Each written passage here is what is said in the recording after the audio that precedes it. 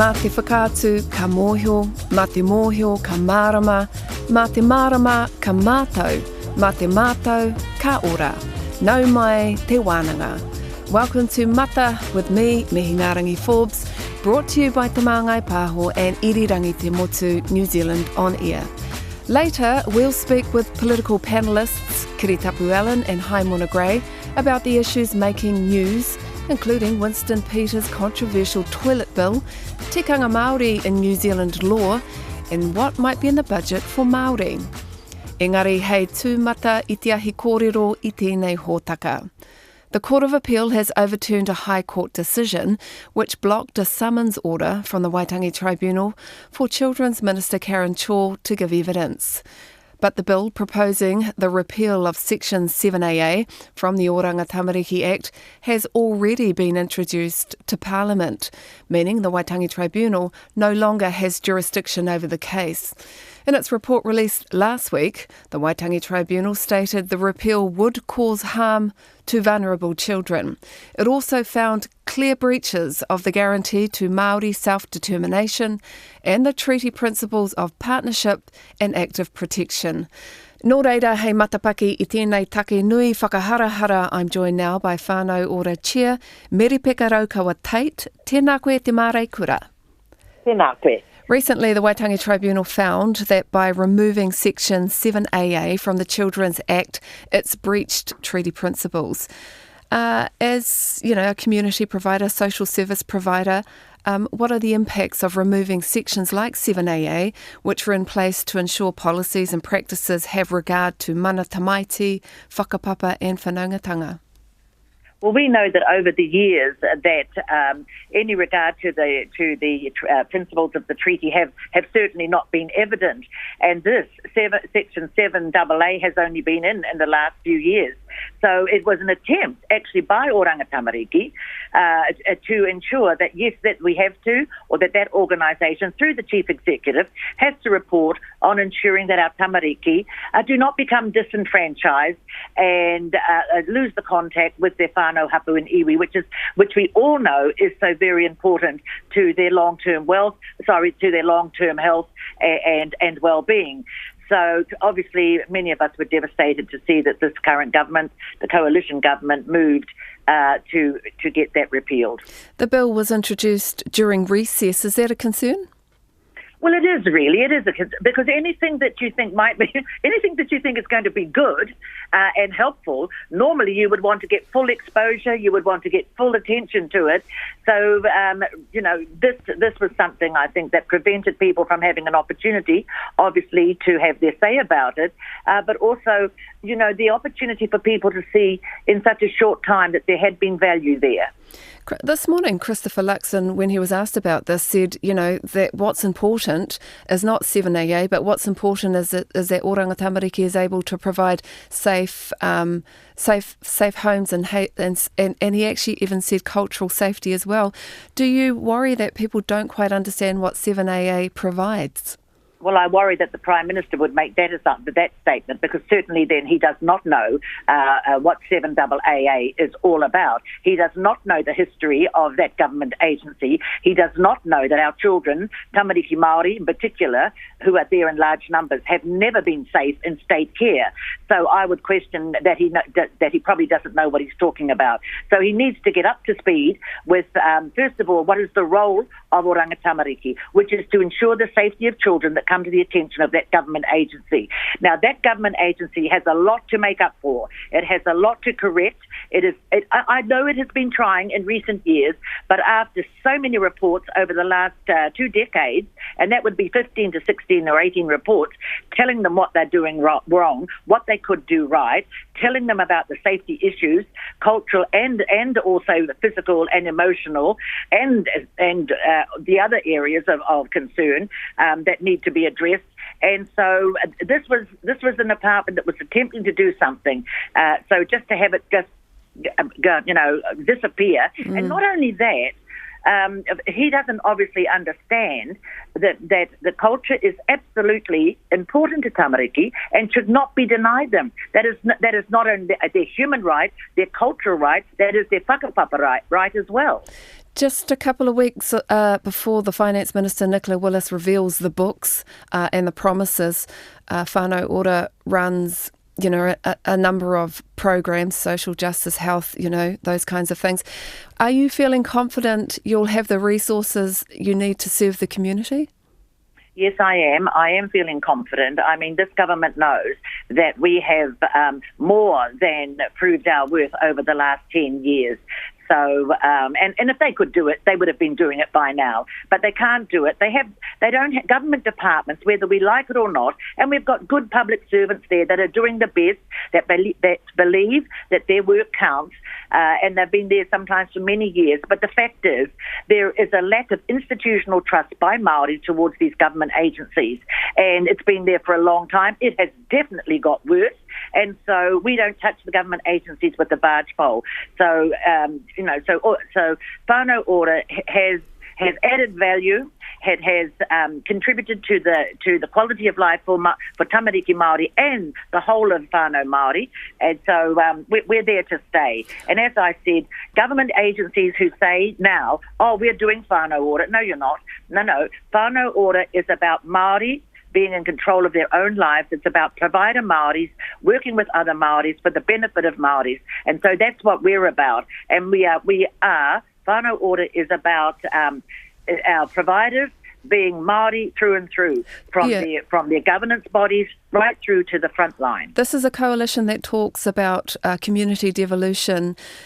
Is this what you're hearing? Are you having those conversations with those ministers? And do you expect a bump in Whānau Ora funding in the budget? I don't expect a bump, no, because you've got to have people that can hit the road quickly. And of course, obviously, after 10 years, we've got all of our services and providers in place who are known within their communities. And I do think the government, I would just give a word of caution. If the government wants to devolve, they need to look to see who has been doing the work over many years in the communities. So the ones that are part of their communities, the providers, they are trusted. They are the face that is seen. They are the people who can get a foot in the door. So you need to know, and we need to be very careful that the government doesn't set our communities up and various providers within the communities to start squaring off against each other. That would be totally unhelpful. Turning, I just want to mention Te Pāti Māori in the House. As you know, there's some colourful debates, and MP for Te Tai Tokerau Maria Meno Kapakingi last week used words like white supremacy, Pākehā supremacy, and she copped a lot of flack for that. As a wahine who talks directly, shoots from the hip sometimes, what do you make of it? Well, there's been definitely an increase in white noise. And that's been in probably for the last 5 or 6 years. I think that there are many people now that feel they've got a government that allows them to feel emboldened enough to make statements, and those statements are racist.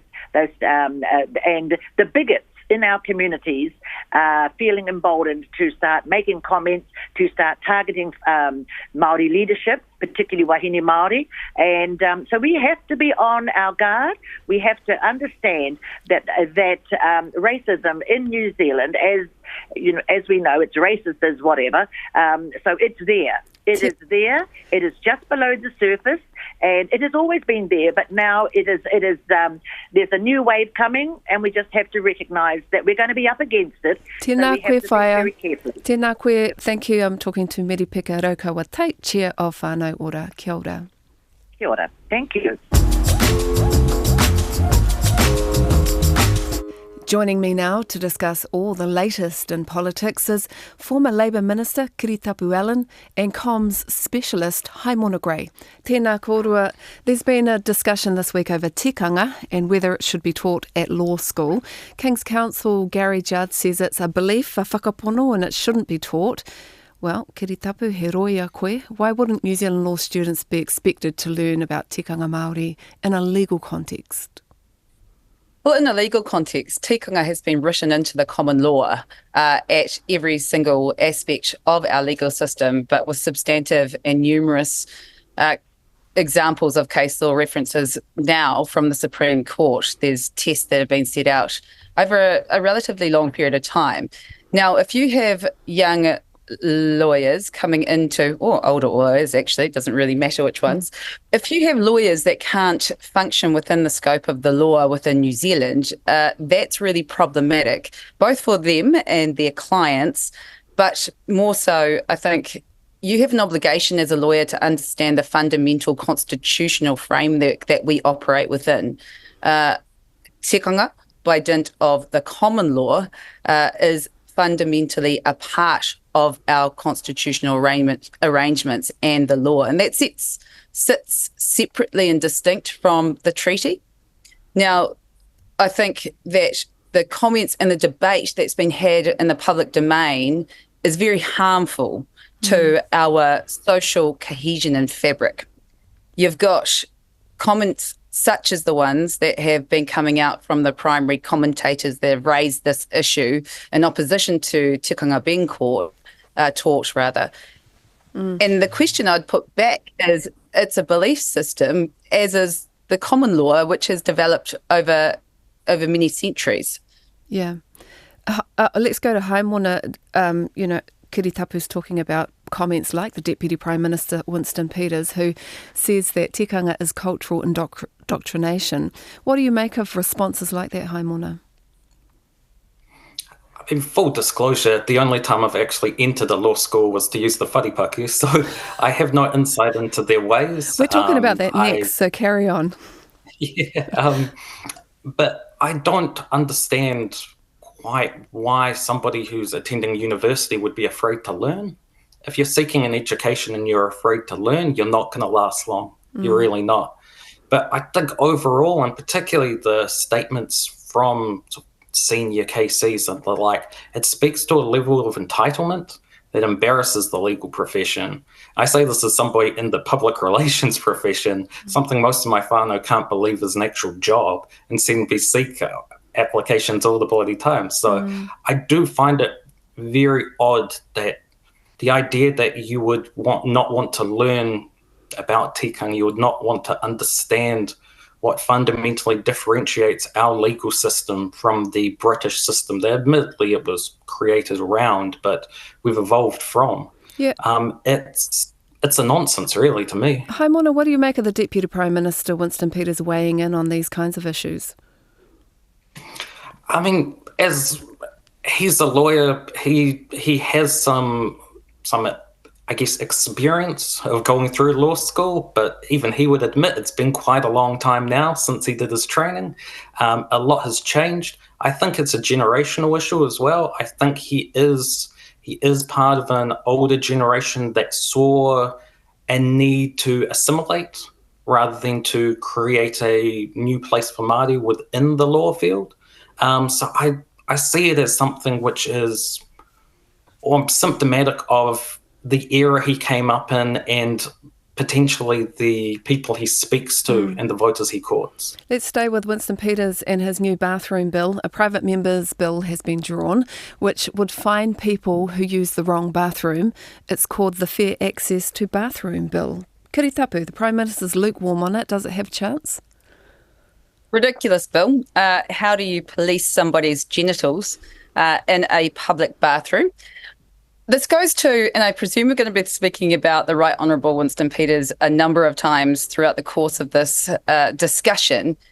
There's a fundamental tone of dog whistling coming out from not just the Right Honourable Winston Peters, but across the coalition government right now, whether it's transgender people, which is clearly what this bill is intended to target, whether it's Māori, whether it's tikanga, across all of these areas, there's a real Trump-esquian type of campaigning and rhetoric that's coming out that's in sole intention is to garner a pukuriri towards whatever the various groups are that he's targeting.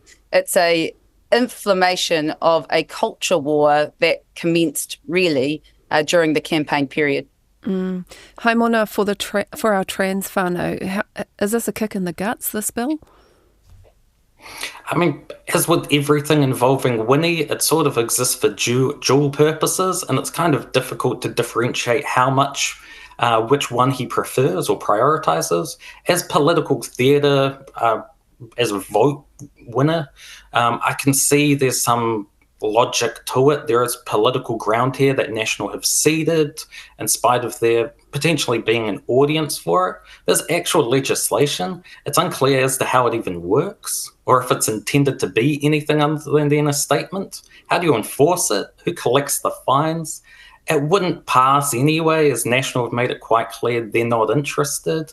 It's part of his game plan he does to sort of coalesce these single issue groups into enough people to get his 5% and get over the board.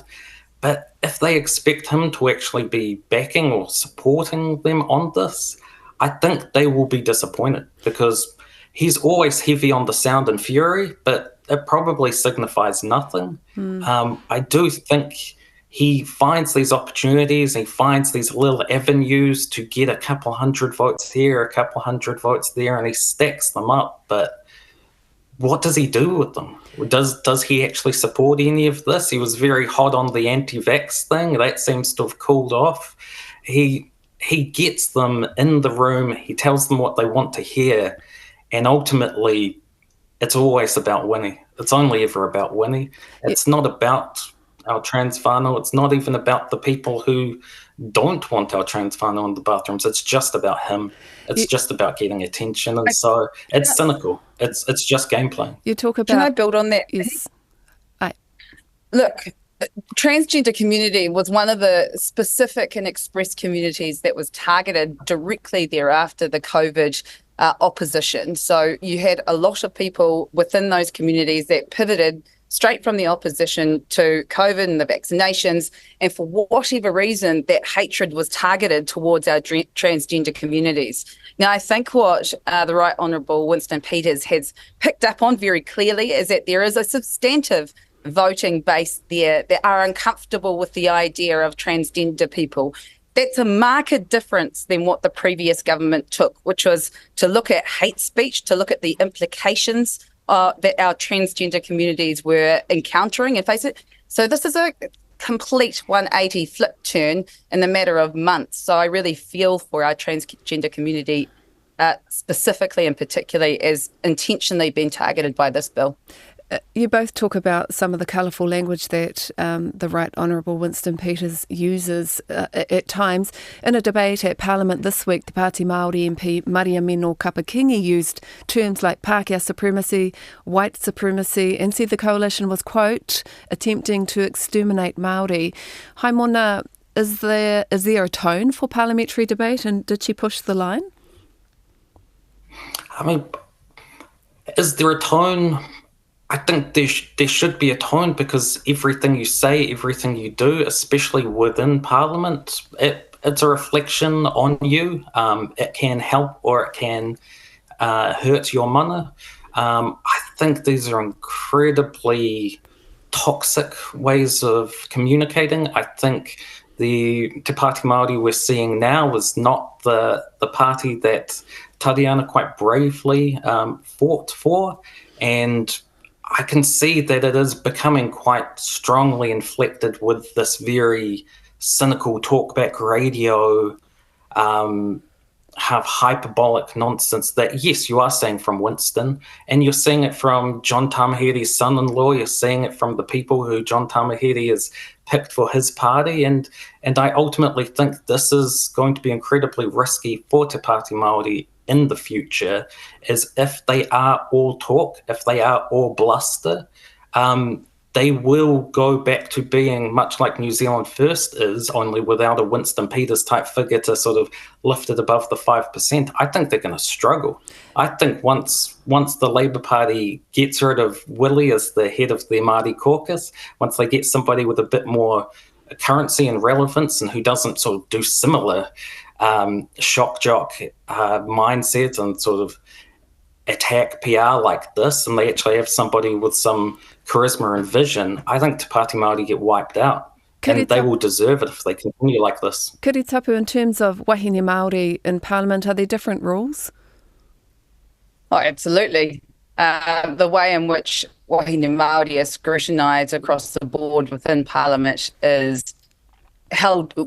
Wahine Māori are held to a very different standard, because if you look at, and Haimona rightly raised, that there is a range of different types of language that is engaged by various political figures that don't come under the same scrutiny. Now, if you look at Winston Peters, for example, he used, when it became to that debate around whether or not there should be separate parts of the universities made available for Māori and Pacific Island students, the rhetoric there was that this was akin to the KKK and apartheid type behaviours.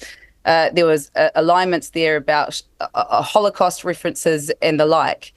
You look over at Parmjeet Palmer, she described those things as absolute segregation based on race. And I don't think it is just the New Zealand First of the world. I don't think it is just the, you can see it starting to come into those more mainstream parties. But wahine Māori, there is a consistent look at the way that the Honourable Nanaia Mahuta was treated over Three Waters. I look at the way that several wahine Māori who have operated on both sides of the parliamentary chamber, the ways in which they're held to account just simply isn't the same in which almost anybody else is in that parliament.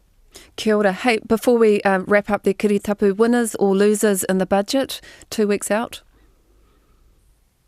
Losers, any of the working class, losers, Māori, losers, anybody that represents those other than the people that are getting the tax cuts, essentially. Ka pai. And Haimona, thoughts? We've seen multiple budgets with massive spend-ups and nothing gained. National can't afford to buy good PR like that, not with the financial situation they inherited.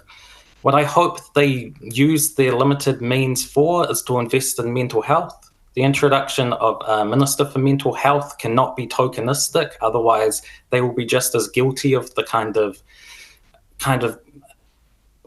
good PR spin, no actual outcomes that the last government ended the last government, really. So they have the ideal person for that role in Matt Ducey. They need to back him and they need to put the putia up. A tōna wā ka kitea. I have to push back on that. Can I just push back on that? Is that $1 billion was invested in one annual budget cycle by the previous government into Māori that had massive ramifications for Māori across the board in terms of housing, health and education, so many specific outcomes across the board.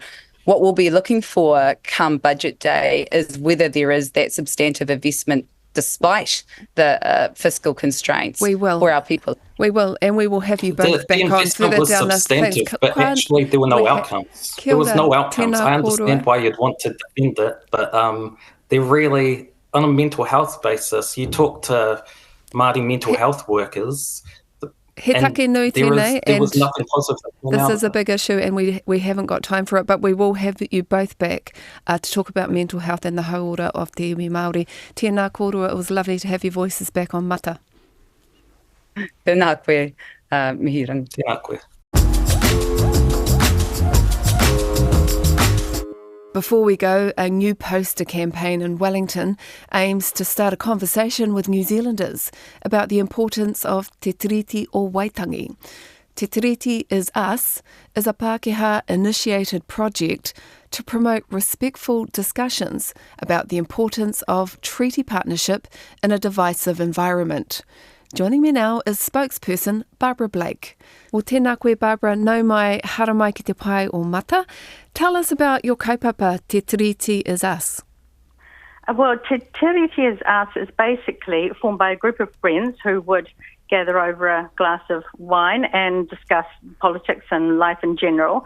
And towards the end of last year, we were concerned that there was a bit of divisive rhetoric bubbling up in the community and a kind of anti-Māori talk that was coming over from the political sphere into mainstream Pākehā thinking. And we were not happy about that at all. Particularly my mate Rob Smith, who's part of Te Tiriti is Us, and he was in Australia when the Indigenous Voice to Parliament referendum was voted down, and he saw that firsthand. He saw that vitriol and that twisting of the truth and that, you know, the scared white Australia into voting no. They didn't want Indigenous people having a voice in Parliament. And we were worried about that sentiment. Yeah. And so you're hoping to lead positive conversations around Te Tiriti. What might that look like? Well, we've started with 6 posters that are up around Pōneke, and they all have 6 phrases that are very positive, designed to appeal to people's best selves and highlighting some of our shared kind of basic values. So our 6 phrases are, and you'll see them on beautiful billboards with beautiful artwork by Amber Smith, and they're: I know the meaning of aroha, I honour Te Tiriti. I play fair, I honour Te Tiriti. I back my partner, I honour Te Tiriti. I choose unity, I honour Te Tiriti. I keep my promises, I honour Te Tiriti. And I teach my kids how to share, I honour Te Tiriti. So we're really wanting to highlight basic shared values like partnership, promise-keeping, fairness, and each phrase has an active verb. I know, I choose, I teach. And we're really hoping to just inspire a bit of thought, a bit of conversation, and a bit of kōrero and a bit of wānanga. Great messages. What kind of response are you having? We're having a really positive response so far. We've only just started. We're just, on this journey at the beginning. We've had surprisingly positive response. I mean, what can you say against, I teach my kids how to share. It's a basic value, sharing. So we've had positive feedback, and we believe that being divisive, being antagonistic, requires you to be quite actively negative. So we're kind of preferring to put our time and energy into being actively positive, and we're really hoping that others will do that too. Tēnā koe, Barbara, ka nui te mihi ki a koe o tira ki a koutou katoa. Kia ora. Kia ora. Matapaki hea aro hai tia, tēnei ao tōranga pū kia mārama, kia oro tau. Ko te wānanga a mata e tau nei mo tēnei wā. Ka nui te mihi ki te Māngai Pāho me irirangi te motu, nā rāua tēnei hōtaka I taunaki. We'll be back in a fortnight. No hora mai.